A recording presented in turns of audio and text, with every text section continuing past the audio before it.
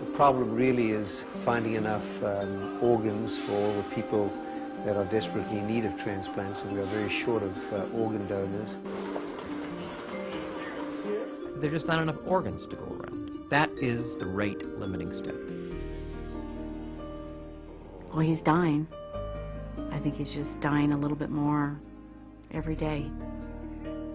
I've seen people come to transplant that were so sick, they were saved by someone else's kindness. We gave so that somebody else could live. Right. The gift of life is more than precious, and that's something that we can all give back. It's an amazing gift for a family to give. A phenomenally wonderful gift.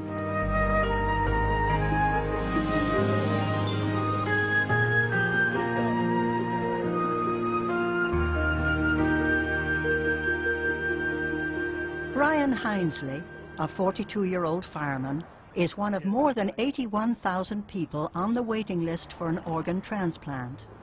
Last year, only about 6,000 families donated a loved one's organs, which is why Brian and his wife Kim have been waiting almost 2 years for the telephone call that could save his life. Johnny! How you doing, man? It's one of my good friends, John Hanna. Me and him have been paramedic partners together for 7 years out here. And we've been on very major things where people are dying and houses are burning and things are going on, and you have 100% confidence in each other. And I miss that. I miss that around the fire station, working around the 9 guys, being a part of the team. Good luck. Thanks. About 9 years ago, I got diagnosed with some kind of internal disease, which has been pinpointed to autoimmune hepatitis and has caused my liver to fail. He's been homesick for 2 years. So he's been getting worse and worse every day. There are days when we don't even talk because he's too sick to talk.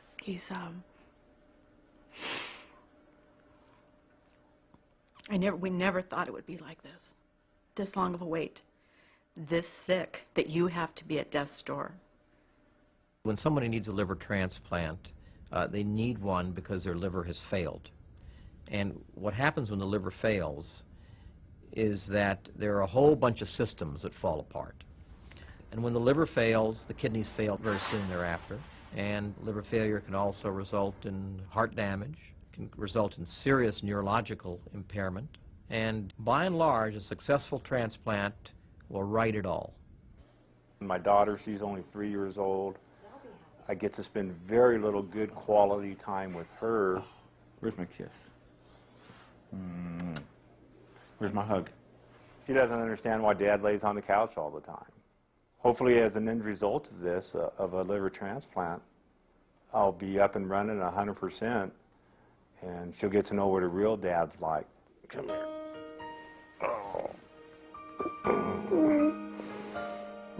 Rock my baby. A painful side effect of Brian's failed liver is an accumulation of poisonous fluids in his abdomen that requires a weekly trip to the hospital. I go into the doctor, he sticks a needle in my side, and he drains out 10 liters of fluid once a week. There's things that come up that you deal with. You look forward to the good times ahead, and that's what keeps you going. If it's been a really bad day and he's been real grouchy, he'll apologize and he'll say, I'm sorry that I put you through this. I'm sorry another day has gone by and the phone has not rang. All right. Whew. See you next week. All right. Bye. In a small New England town, 12-year-old Carl Johnson went for a bicycle ride with a friend. His mother, an emergency paramedic, would soon be called to his rescue. The tone went off, and I remember throwing on my boots and saying, I hope it's not Carl. He was coming across a road, and he was turning to say something to the boy that he was riding with. And I don't think he realized that the intersection was coming up so close. And he never saw the van. When I got out of my truck, I saw our son laying on the ground. And the police officer was there, and he was telling me to be calm, and we were working together on, you know, managing the injured person. And then when the ambulance got there, I basically went into emotional overdrive. Carl Johnson was taken by helicopter to Boston, where his parents would learn of his fate. A couple of the neurosurgeons met us, and they have a test they do to determine if someone's brain dead, and if they gave the test to him right then and there, he didn't pass it. And so at that point, they were ready to declare him brain dead. We said something. Said, I mean, we're all but waiting for somebody to sign off on this as a legal death. You know, what do we do about getting the organ donation going? You know, at the point that we no longer have any use for these parts, and somebody else does, well, then good for them. We talked about how he saved 4 lives, but he's also saved 4 families from going through this enormous amount of grief that follows the death of someone. Something tangible of our son is out there. He's not completely gone. He lives on in other people. There are 2 types of organ donors, living and deceased. For those who have died, the process of organ donation begins with the pronouncement of brain death, a concept that is sometimes confusing to the donor's family. The patients have to be declared brain dead. That means their brain stems have died. Their heart works, their vital organs work, but their brain is totally non-functional, irretrievably non-functional. I think that's an important distinction. People, misunderstand that all the time, and it's very difficult to explain. It's hard to understand why when you go in and your loved one is on the ventilator, they still look like they're breathing, their heart's still beating up on the monitor. It's hard to understand that that is death, that they're dead. When the brain does not receive any kind of blood flow due to any kind of trauma to the head, where so much swelling occurs in the brain that it cuts off the blood circulation that goes to the brain, and that causes for that tissue to completely die. And there is no regeneration of the brain, and there is no way for the brain to heal itself. The shortage of cadaveric donors is being alleviated in part by living donations of certain organs, such as kidneys. Living donation has increased dramatically over the past 10 or 20 years. Organ transplantation has become so much more successful because of the scientific breakthroughs and the understanding of the immune system and the prevention of rejection and the ability to store organs for longer periods of time. The need has increased dramatically, and thus we need more and more organs, and we are thus going more towards living donation as we are able to make these operations quite safe. The kidney and the liver, they're what we call primitive organs, and the more primitive an organ, the more regenerative ability it has. If you take one kidney out of a younger individual, say under 45, the other kidney will grow rather dramatically, and so by the end of 6 months you'll have not just 50% of kidney flesh in your body, you'll have 70 or 80% of kidney flesh in your body. And that's perhaps the reason why donors do so well, and there's no difference in the life expectancy of an individual with 1 kidney or with 2 kidneys. Living donors is really a very exciting field that's happening right now in transplantation. In the past, we could only get kidneys, and now we're seeing that we're being able to successfully transplant segments of liver, segments of small bowel, segments of pancreas, and lungs from living donors. So we've increased our donor pool substantially by just utilizing living donors. For most people, living donation is not an option. Their only hope is to receive an organ from someone who has died. There are approximately 81,000 people out there in America waiting for a phone call that could save their life. That's the number of people in a pro football stadium on any given Sunday. Each day in America, 60 Americans have a successful organ transplant that gives them new life. But sadly, on that same day, 15 Americans died because an organ was not available. The seasons have changed, but Brian and Kim are still waiting for a liver. We really thought we would not be going through another winter. I honestly thought he would have this liver before now. It is very depressing for him. I see him, I look at him and I think, somewhere in there is my husband. He's in there. But this disease it's just totally wiped him out. I go to bed alone every night and I pray for him to just have the strength to keep going. But when he's his sickest is when I'm afraid this is it. If he does not get a liver now, he's not going to make it. I want our family back. That's my biggest hope, that we will have this again, that we will be normal. But instead of a normal life, Brian soon became so sick he was admitted to the hospital in critical condition. And it was clear that he had had a worsening of hepatic encephalopathy, or the confusion state caused by liver disease, chronic liver disease. So immediately we admitted him to the intensive care unit. Hey, Brian. How you feeling? A crud. Do you remember any of the events of yesterday? What happened? No. You were very incoherent yesterday. Okay. What happened? I mean, why? Well, I think that's a worsening of your liver disease, and has prompted us to put you here and to try and get you a liver more quickly, because we think you need one. Mm-hmm. So now we just wait, okay? But hopefully the wait won't be too long. Okay. Okay, good. I used to get real upbeat that it was going to happen, but now I'm so beat down and so tired. Just, they could tell me that they're making a phone call right this second to me until I hear it. I can't take any more roller coaster rides. Yeah, I've been on it too many times, so. And I'm actually on my back and they're ready to cut me open. I'll believe them. But a liver did not become available, and a week later, Brian recovered enough to be sent home to continue waiting.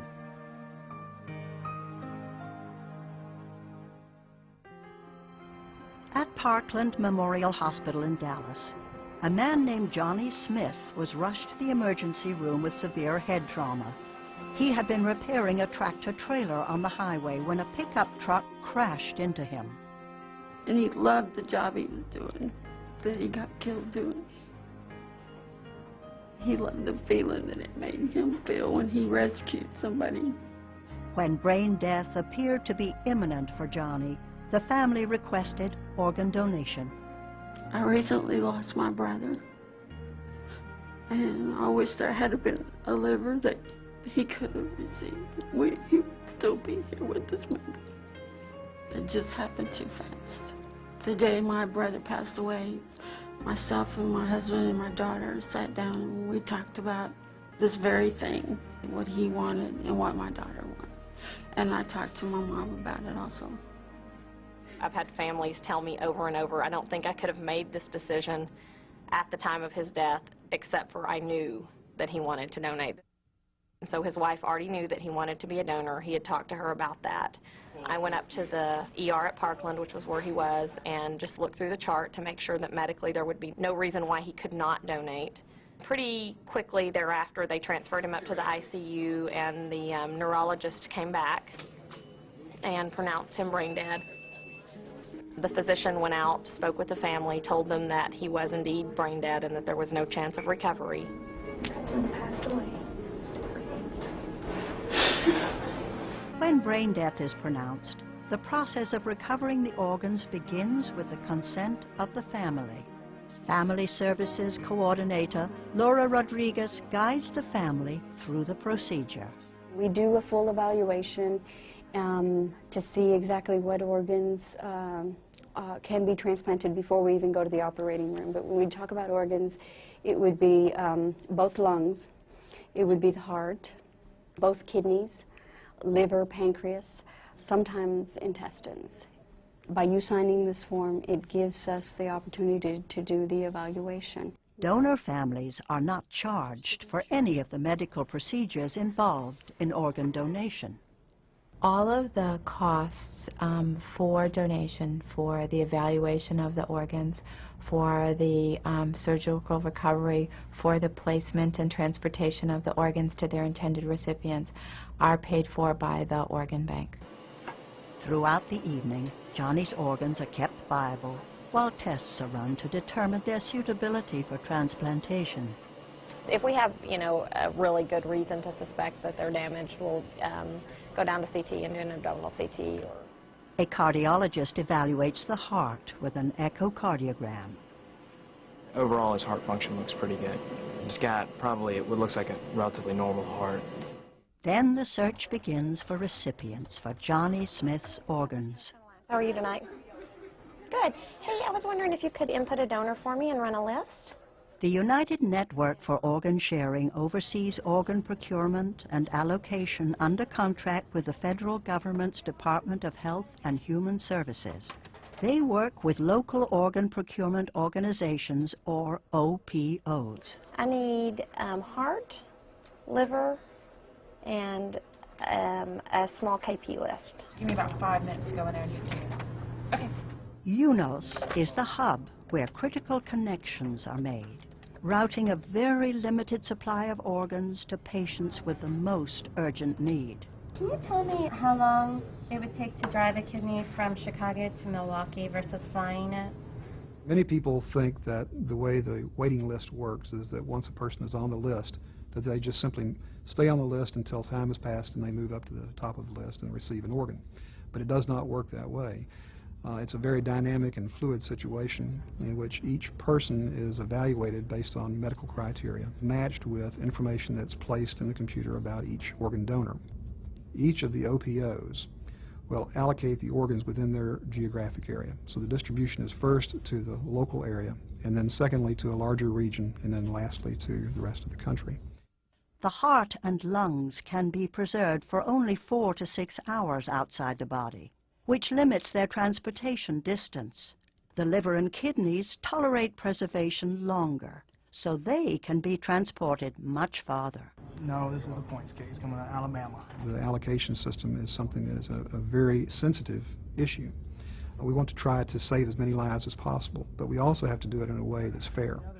We will print out a computer listing for kidneys. We'll say all of the patients in this area who need kidneys, and they're ranked in order of who matches best. Then telephone calls are made to the transplant centers where those patients are located based on that sequence.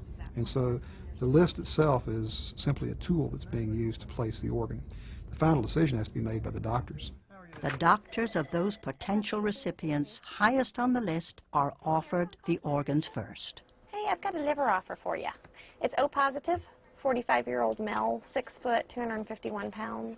We review with the organ procurement agency the characteristics of the donor to see if we think it's going to be the best fit and match. BUN and creatinine are 8 and 0.5. Assuming that it is, we will then call the patient who has been on our list, probably waiting for at least a year. The patient will be brought into the hospital. Simultaneously with all of that, we will send out an organ procurement team, which will go out to the hospital where the donor is and will retrieve the organs. Baylor's taking the liver. After a night of tests and phone calls to place the organs, Johnny Smith's body is taken to the operating room where the surgeons can recover the organs.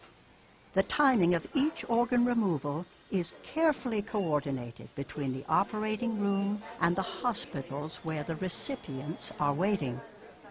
Right now they're opening up the pericardium to look at the heart muscle and see if it's contracting well enough.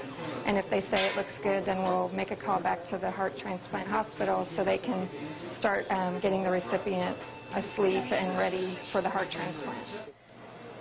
Once we know that the organ is good, we then have to coordinate our own operating room here to get the recipient down and then begin the actual transplant process.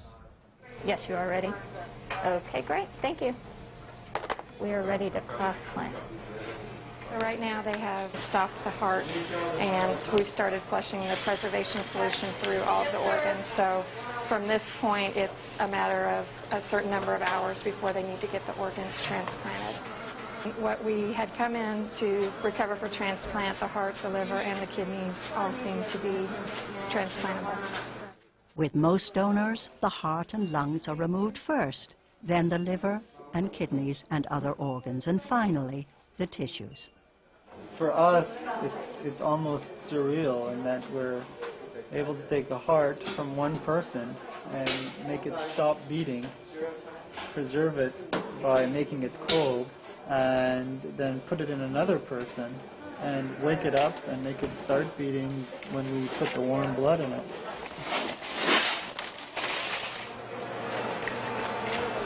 And we have the liver here that we took out.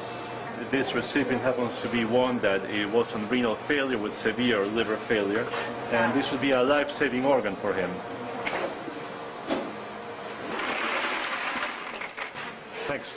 Bye-bye. This patient was able to provide life for the heart recipient, both kidneys, and liver, and he was also a tissue donor.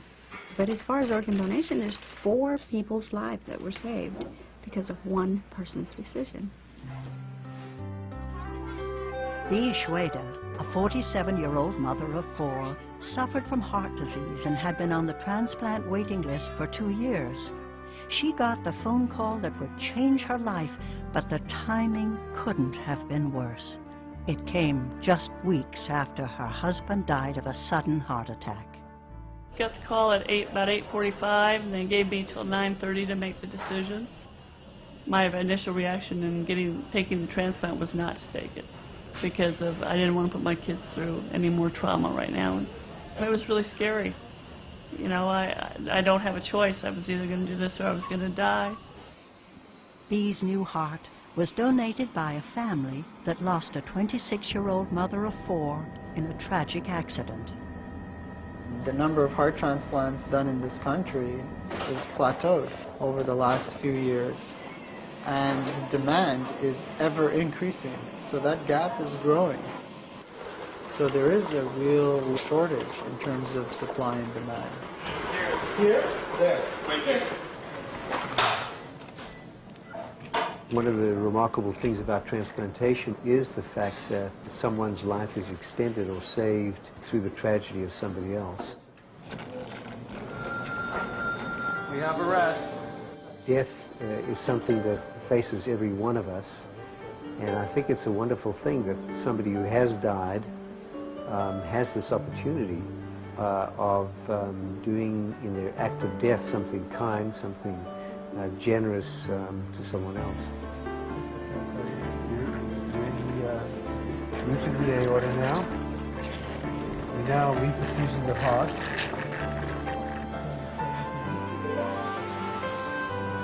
Now the heart is beating. It's so neat to look up there and see that it's beating at a regular, it's beating like it's supposed to. Kind of awesome to sit there and watch that and go, wow, that's mine. It's working right. This is just so cool because this is what it's supposed to look like, you know, and it's a 26-year-old heart in this 47-year-old body. I mean, it's great. That's my 7-year-old's version of my heart transplant. The hospital's in there, and Mom's getting her heart, and all the equipment, and the Bible is a verse that God gave me this year, and it was a confirmation to me that I was going to get this heart. A new heart also will I give you, and a new spirit will I put within you. I will take away the stony heart out of your flesh, and I will give you a new heart of flesh. So, I've been carrying that. I carried that everywhere. It was in my car, it was in my purse, it was in my daytimer, it was every place that I could keep that as a visual. I had that so that when I, you know, got discouraged about it, I realized that it was going to happen. I feel good. Yeah, you're looking really good. We really enjoyed working with you, and you're going to have a great life ahead of you. And I don't, you know, there's no words. They just don't exist. Thank you guys for everything. You're welcome. Okay. Okay. All right. See you later. All right. Bye. We'll be in touch. I know. I'm a teacher's aide and I'm working on my teaching credential. My hope is to go back to teaching. I have a real special place in my heart for that. Happy birthday! Happy birthday to you. Mostly I just feel really humbled that the family agreed to donate the heart and that God got me the heart. And now I can raise my 4 boys.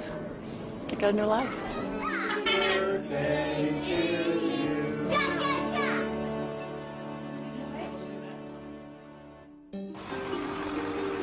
2 months after Brian Hinesley was sent home from the hospital without a liver transplant, he received the call for which he had been waiting. His deteriorating condition moved Brian to the top of the list, and a liver had become available. Hi. Gosh, it's been a long time for this. Hey, how you doing? You are not feeling good, I can tell. Now you know everything hopefully will go. You know, keep it in the back of your mind that things can fall through. Sure. Okay. But hopefully this won't be it. Yeah. Hopefully it'll be over soon. And hopefully tomorrow I'll see you in the ICU. Okay. We have retrieved the liver. The liver is now being prepared on the back bench for the transplant. So we should know in a couple of minutes whether this is going to be a go or not. I just want to let you know that the liver has been canceled because the liver was not good. Okay. I'm sorry about that. But we will get another one. It was not good enough. Any question or anything? It's okay. Not your fault. The lady? Yeah. What'd she say? What? Are you kidding? What'd she say? Just that it wasn't good to go. I'm so sorry. That's all. I'm so sorry.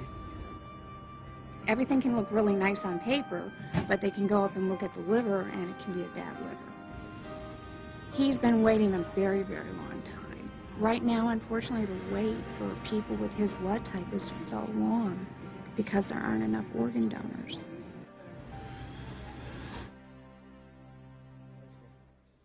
The shortage of organs is particularly acute for minorities who have a disproportionately higher need for transplantation. Good to see you. In Washington, D.C., transplant surgeon Dr. Clive Callender has become a spokesperson for donation within the minority populations. The biggest obstacle in the past had been that minorities were not donating. We found that first there was a lack of information, lack of transplant awareness. No one had gone to the African American community to educate them, to let them know what the problems were. The second obstacle had to do with religious myths and misperceptions. Concerns that in the great getting up morning, when you go to the pearly gates, St. Peter will say, you only have one kidney, then you only get one wing. Forgetting that it's a new heaven, it's a new earth, it's a new body. And so that's the concept that we have to overcome. The Christian religion, the Jewish religion, the Muslim religion, the Hindu religion, the Buddhist religion, all major religions endorse and embrace organ donation. The third obstacle that we identify is the lack of trust in the healthcare providers. The basic fear that if I sign a donor card that I would be prematurely declared dead. The medical team that takes care of you has as its only job to take care of you. It is only after that you have been declared dead that they call in the transplant team, which is a separate team of coordinators that come in and ask you for permission to leave organs and tissues behind after you're dead. These misconceptions are being addressed through education and public awareness. Organ donation nationally, to a large degree, has not grown in the last 8 or 9 years. But the growth we have experienced has been from minority families. We're seeing almost a 3% national increase from minorities. I'm thrilled and excited that we can make this difference. I recognize we can do even more. If we can get the message to the community will hear and change their behavior and become part of the solution. National Donor Sabbath is an interfaith celebration where the religious and the transplant communities gather together to increase the awareness of organ and tissue donation and to dispel the religious myths and misconceptions about donation. What's it all about? It's really about donating your organs and tissue to another person to help save or enhance their lives. Okay. And the most important step to become an organ donor is to share your decision with your family. I've changed my mind, especially since the church has brought it out in front. You know how important it is, and I know a little bit more about it. So I'm not afraid, and I think it's an important thing. Latinos suffer so much from diabetes and hypertension that they end up being on the waiting list. And so once all that is explained to them, they're very generous, they're very giving, and very compassionate about others. Lisbeth Alcala, she's 5.5. She was 13 months. We noticed something in her right side. She has a tumor in her liver, and they did a lot of tests, and they found was cancer in her liver is so damaged, and she needed a new one. Lisbeth had suffered quite a bit as a small child and went through the transplant down at UCLA very successfully. She's a picture of health and a very happy child. I have a miracle child. I'm so happy to have her. She's so different since her transplant. She's happier, healthier. She's a new child. Why do you like this picture with your dad? The donation process started for Janan Malone when she faced a sudden medical crisis. I lost my husband.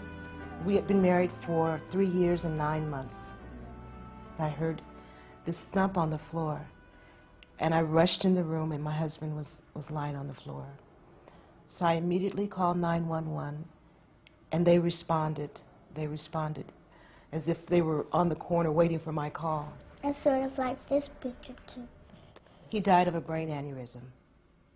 He was brain dead almost instantly. I had to make a decision to just release him, totally release him. The nurse said that I'd like to talk to you, and she asked me if my husband could be an organ donor, and I said yes. We had talked about being a donor family. You know, my husband's theory was that he wanted to be here when he was gone, and that's what he always told me. He said, no, I want to be here when I'm gone. And one day I asked him, I says, what do you mean? He says, because I'm going to be a donor, an organ donor.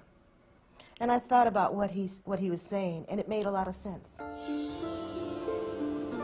My biggest comfort and my biggest reward is knowing that there are other people out there that are living as a result of my husband being an organ donor. Oftentimes I'll look at someone and I'll smile and say, that may be the one. It's a good feeling. It's a great feeling.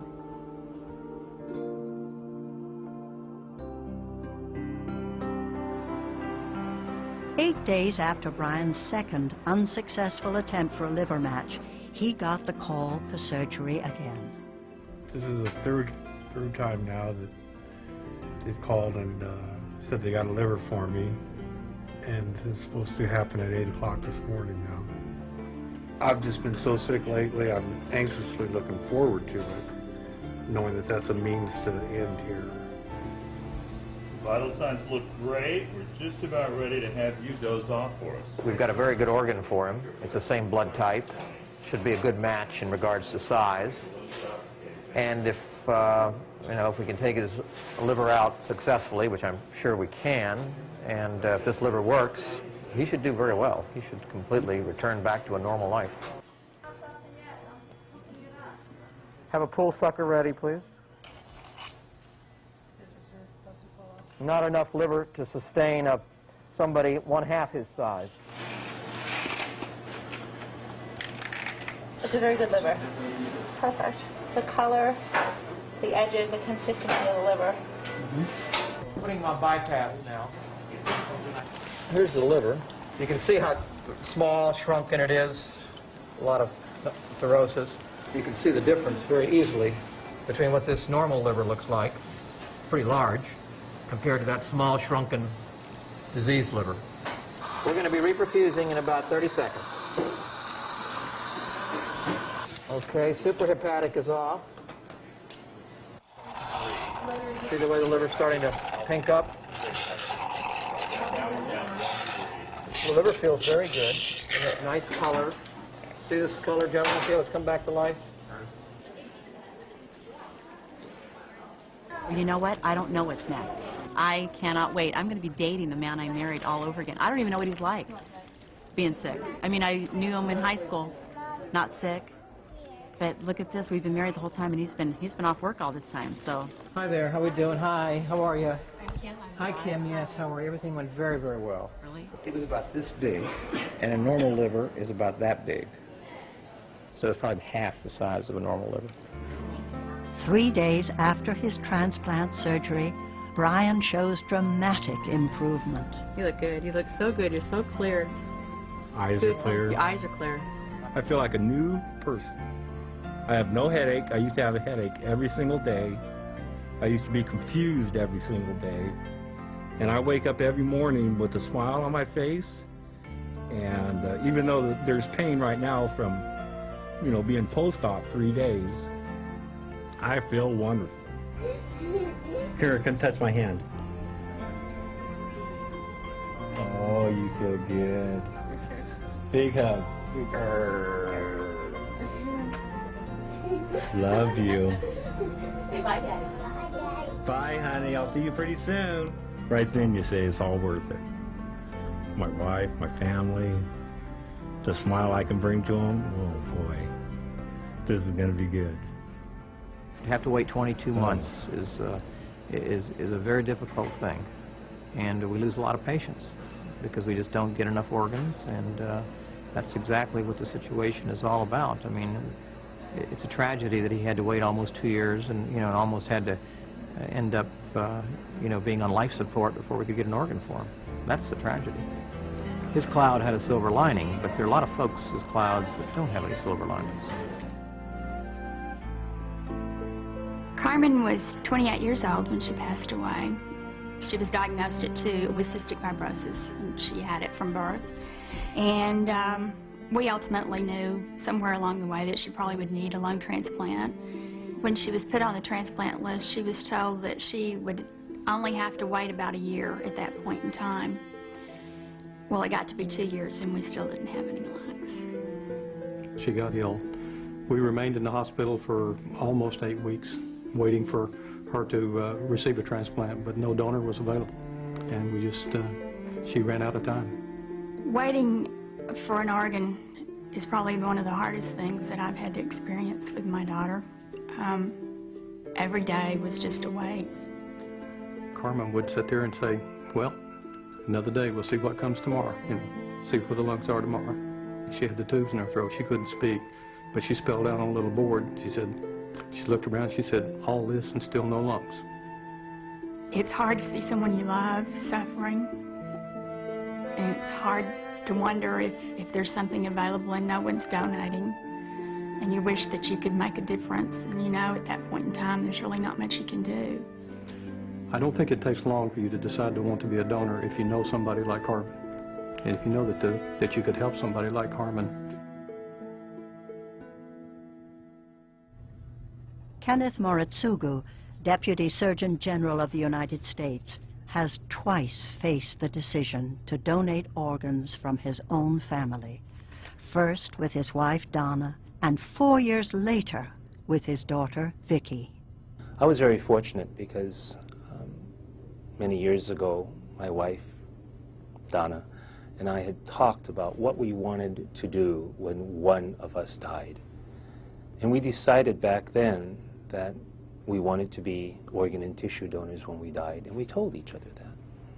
When I got called to the hospital 8 years ago to be told that Donna had been in a severe automobile accident and that she was dead, she was brain dead, and the neurosurgeon asked me, what is it that you would want to do?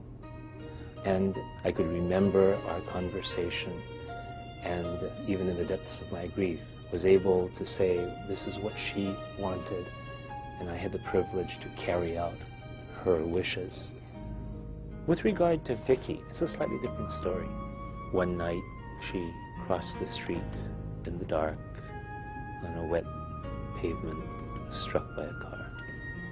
When after about 3 days, Vicky finally died, I wasn't really certain what Vicky really wanted, because we had not spoken about it directly to each other. But thinking that I knew my daughter, I said, I think this is what she would have wanted. The thing that just breaks your heart is when that doctor walks into the family and says, have you ever discussed organ donation? And they say, no, it never came up, and since he never said anything, we don't feel comfortable donating the organs. And that really is a key element here. Can't overlook it. Just the conversation so that you know what's in your heart is being shared with a member of your family. One of the common misconceptions about organ transplant is that celebrities are given preference. Actor Larry Hagman discovered unexpectedly that he needed a new liver. I went to see this doctor and called me up a couple of days later and says, Larry, you have a life-threatening deal with your liver. And I said, really? He said, yeah, I mean, it's very serious. You could die in the next 6 months. I said, how can you tell that from there? He says, because your blood shows that you're in real trouble. I remember being very ambivalent about getting a transplant. I said, look, I've had 64 wonderful years. I'm happy. And I said, I really don't need to go through all that stuff. I'd rather check out now. And my wife said, oh, no way, buddy. And my doctors, they persuaded me to do it. So I was placed on the list, and I got it very quickly. I was very lucky in that. The liver was supposed to go to 4 other people, and for some reason they weren't available, or the woman that was supposed to get it in front of me, the liver was too large, and she couldn't carry it. I guess people thought that I was going to get it because I was well known, but my doctors assure me that that was not the case. They gave me 2 months to live when I was waiting around for it, and so I guess I was pushed to the head of the line because I was on the threshold. I was going to die, and I jumped in there, and that's the way they do it. If you're really, really, really sick, they push you ahead of other people. Our system is blind to celebrity status. The one that comes to mind is the case of Mickey Mantle. Many folks thought that because Mickey Mantle was a great star that he received some sort of preferential treatment in the allocation of the organs, and that's not true. As it turned out, on that particular day, based on his status, his blood type, where he was located, he was the top person for that match. We also went back and did some checking and found that during that same year, there were 400 people in this country who received liver transplants in a faster amount of time than he had. And so it's not just a matter of, it has nothing to do with your status as a celebrity or not being a celebrity. You have to wait on the list just like everybody else does. You have to be the sickest person that needs that organ. You have to be the right size. You have to be the right, have all the right typing, tissue type. You have to match that organ. That's the only way you're going to get the organ. And now, it gives me great honor to introduce you to the athletes of the 2000 U.S. Transplant Games. Ladies and gentlemen, Team Alabama. Every 2 years, the U.S. Transplant Games features more than 1,000 athletes who are all organ and tissue transplant recipients. And now, our donor families. One of the highlights of the Games is the introduction of the donor families. For many of them, it is the first time their generous gift of life has been publicly acknowledged. I understood it, but it really did not click until the opening ceremony. And I saw all the recipients and all the other donor families, and I said, he's here. I know he's here somewhere. And that's when I really knew what it meant to be here when you're gone. Please welcome to the podium, Mr. Larry Hagman.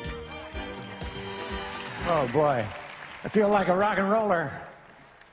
You know, I never get a chance to see all the people I work for, you all. I was watching the people walking down here and their t-shirts on, and I could see all the scars of our battles. I honor those scars. I'm sure you do too. Oh, hell, I'll show you mine. What the hell? Stand aside, there you go. How about that for a star, huh? That's the old Mercedes-Benz. And I want to ask that all the people watching out there think sincerely about recycling themselves. Hell, we recycle everything else: tin cans, tires, metal. Why not ourselves? Let's think about that.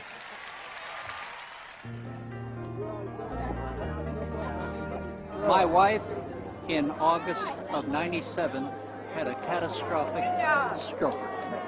And we had talked that if either one of us had any organs to donate, to go ahead. At that time, Bobby's kidneys were failing. Both of us knew him very well. And praise the Lord, he got my wife's kidney. Now, you know, the only thing I can say about this, I can't see my wife going to bed with this guy every night. At the transplant games, organ and tissue recipients compete in athletic events as a celebration of their new lives. I received a liver transplant.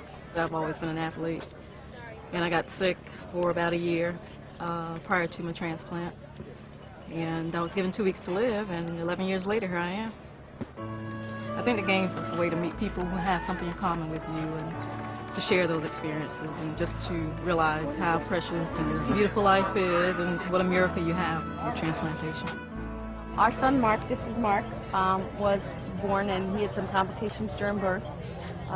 He lived for 10 days, and when he died, we donated his heart. And his heart went to a 6-week-old baby boy in Florida, who we just met yesterday. We are going to see y'all soon, right?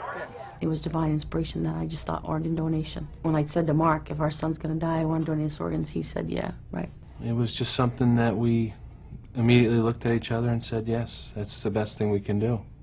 And never looked back. We found out that our baby boy had a congenital heart defect called hypoplastic left heart syndrome, and that without some type of intervention, he would die.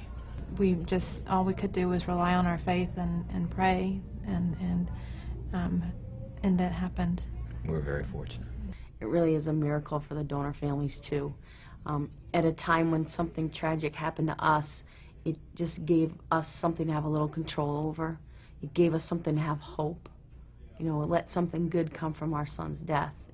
And then when you actually get to meet the people and you see the outcome, especially here at the games, it makes it something that you can touch. It's something real that actually happened.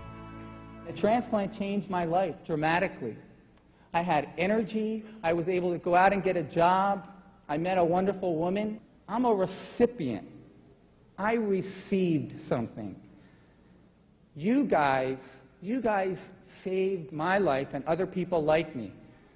That makes you the heroes, all of you, not us. You had just lost a loved one. But somehow you managed to look beyond your grief, beyond your pain, and to think about others.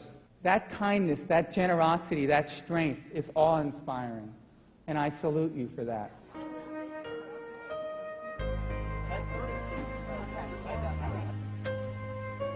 The organ donation gave us something positive, and it was like a lifeline for us, too. I mean, we know that Jacob has life, but it was like life after death for us, too, because it helped us to keep going.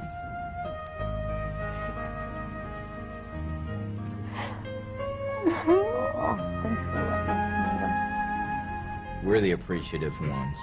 Without them, you know, there's a good chance that Jacob wouldn't be here.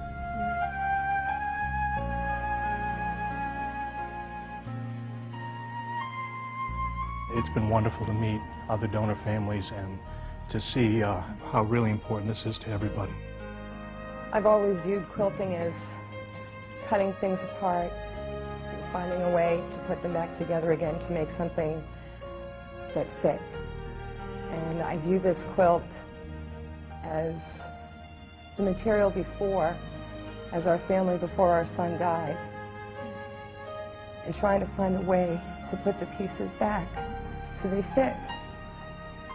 And that's what this event has begun to help us to do. We're starting to see our new life as it fits. Thank you all.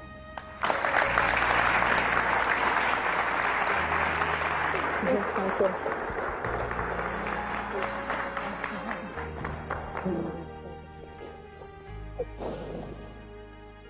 and happy Tuesday morning. We're happy to be here today and to welcome Mrs. Schwader back. Let's give her a big round of applause.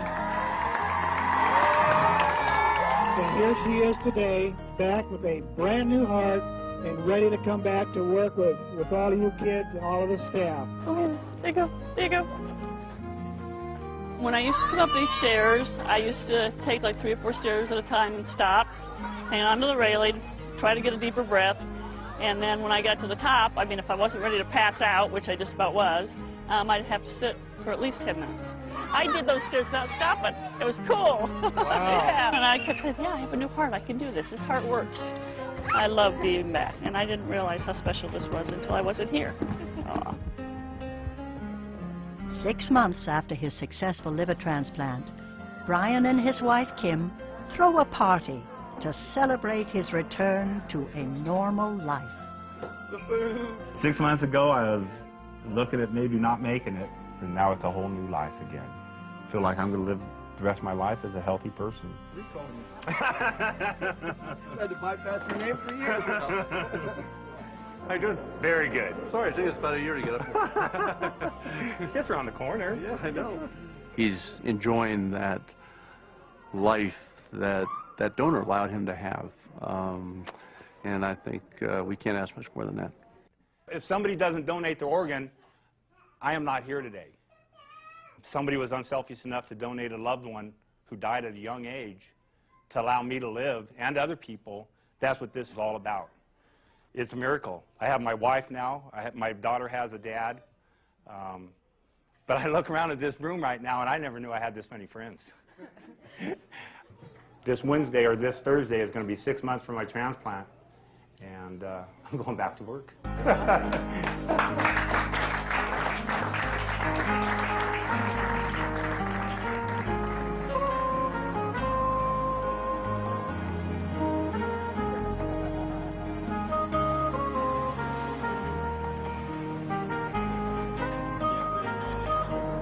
Hey, what's new, guys? Right, you got a haircut. Yeah. My captain told me to. I'm just worried about the barbecue. Was there any doubt? That wasn't the first time. You didn't have your back, right? Good to be back. Thanks, Mark.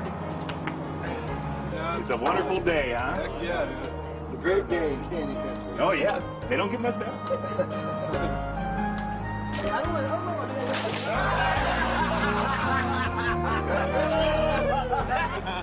As soon as I took that step, I knew you fell for that. I can't believe you let us do that. That's one of the reasons I love being a fireman, though, because of things just like that. The hose is still the same, and the water still goes out the end, right? That's right. Okay. You come to see Daddy? Did you come to see Daddy on his first day back at work? Yeah. You miss me already today? I miss you. I miss you. She saw him in his uniform for the first time, and she can say, my dad's a fireman. Yeah.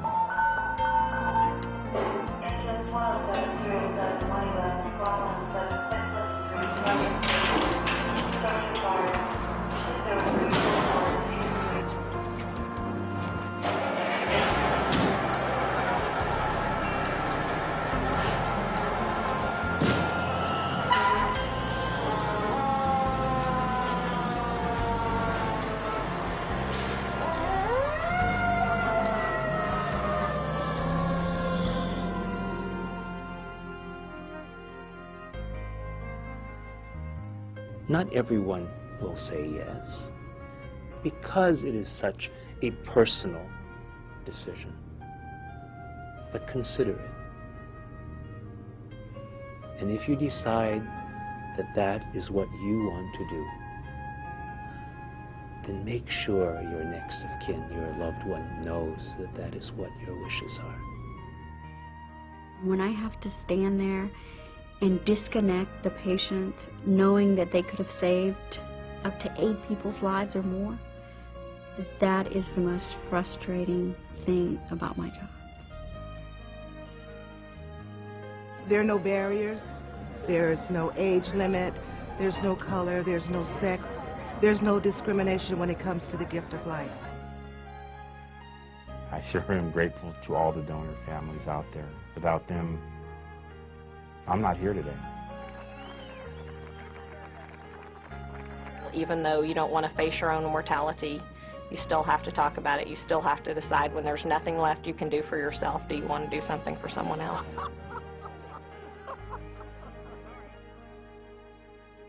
You're really talking about life, about the gift of life, and about truly making a difference.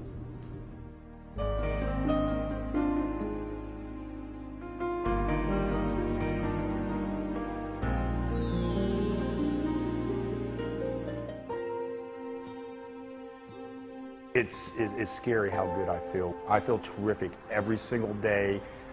The few times I am sick is absolutely nothing. To go from near death to a standing, living, breathing, joyous person, it is pure elation. He's more loving life every day. He played hard. He did everything hard, went fast, and he's more slow now. We don't take life for granted anymore. He doesn't. Yeah, he is not the same person that he was. Every day is a gift. Every day is borrowed time or newfound time for us, and it's a precious gift. I enjoy every second of every day. I treasure my time at home with my family. I treasure my time that I can give to the community as a firefighter, paramedic. It's a gift. Brian is the love of my life. He is an amazing, strong individual. He's so giving. He loves everything, and he notices the little things now. And that's amazing to me. My greatest gratitude is being a fireman, a paramedic, a loving husband, and a caring father. I look at that as my thank you letter every single day, as how I lead my life. I say thank you every day by doing these things, because the word thank you certainly is not great enough for what we've experienced.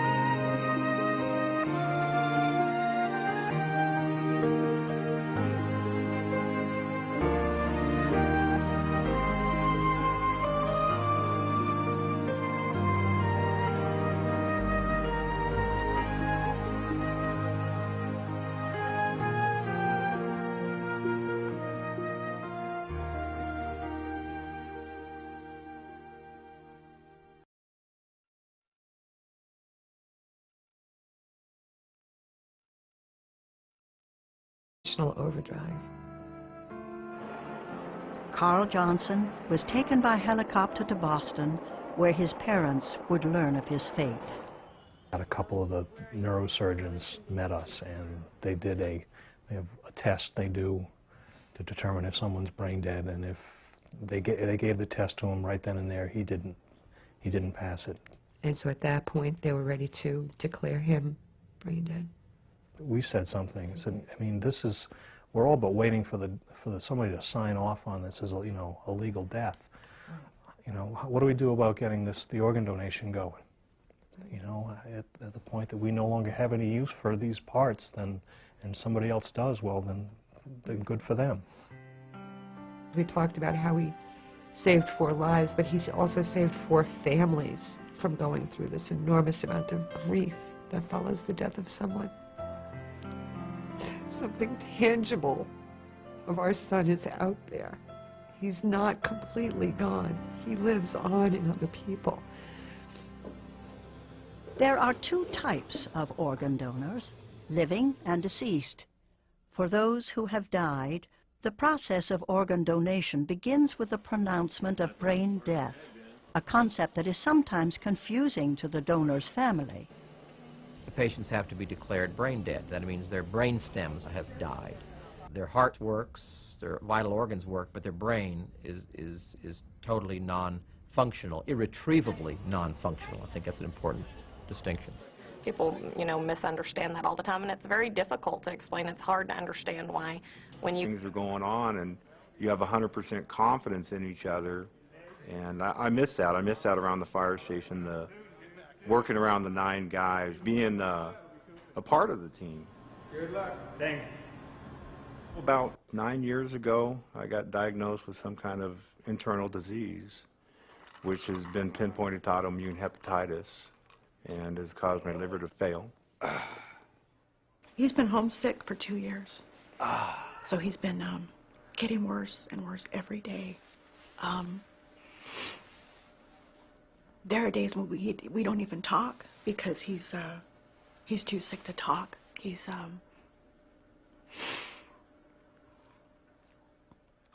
never thought it would be like this long of a wait. This sick that you have to be at death's door. When somebody needs a liver transplant, they need one because their liver has failed. And what happens when the liver fails is that there are a whole bunch of systems that fall apart. And when the liver fails, the kidneys fail very soon thereafter. And liver failure can also result in heart damage, can result in serious neurological impairment. And by and large, a successful transplant will right it all. My daughter, she's only 3 years old. I get to spend very little good quality time with her. Where's my kiss? Where's my hug? She doesn't understand why Dad lays on the couch all the time. Hopefully, as an end result of this, of a liver transplant, I'll be up and running 100%, and she'll get to know what a real dad's like. Come here.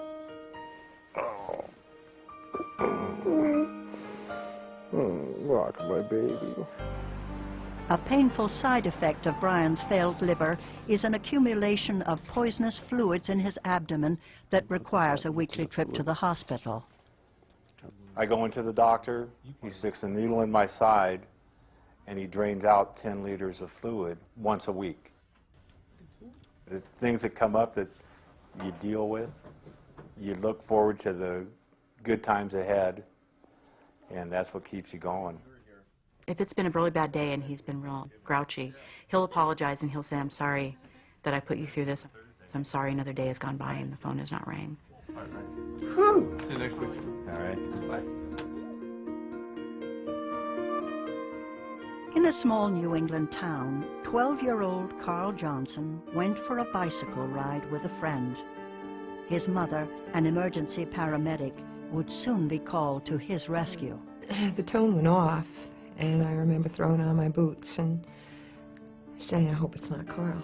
He was coming across a road, and he was turning to say something to the boy that he was riding with. And I don't think he realized that the intersection was coming up so close. And he never saw the van. When I got out of my truck, I saw our son laying on the ground.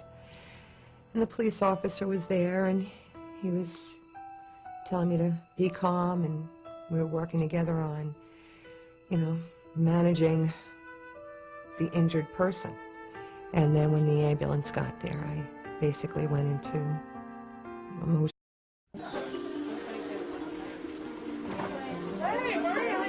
The problem really is finding enough organs for all the people that are desperately in need of transplants, and we are very short of organ donors. There are just not enough organs to go around. That is the rate-limiting step. Well, he's dying. I think he's just dying a little bit more every day. I've seen people come to transplant that were so sick, they were saved by someone else's kindness. We gave so that somebody else could live. Right. The gift of life is more than precious. And that's something that we can all give back. It's an amazing gift for a family to give. A phenomenally wonderful gift.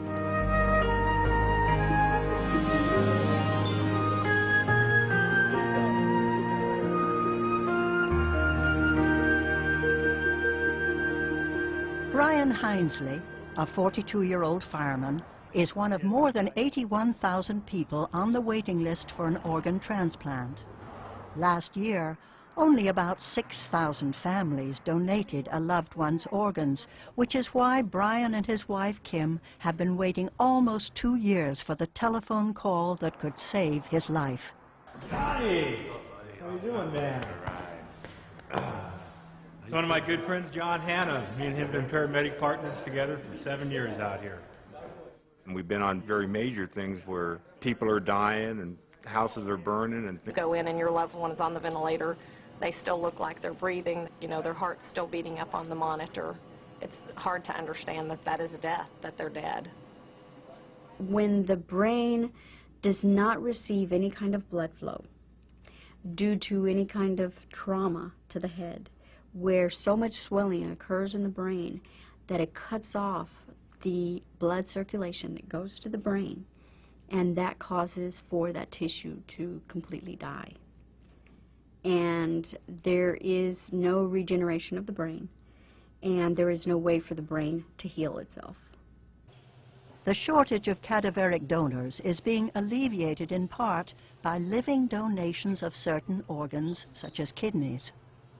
Living donation has increased dramatically over the past 10 or 20 years.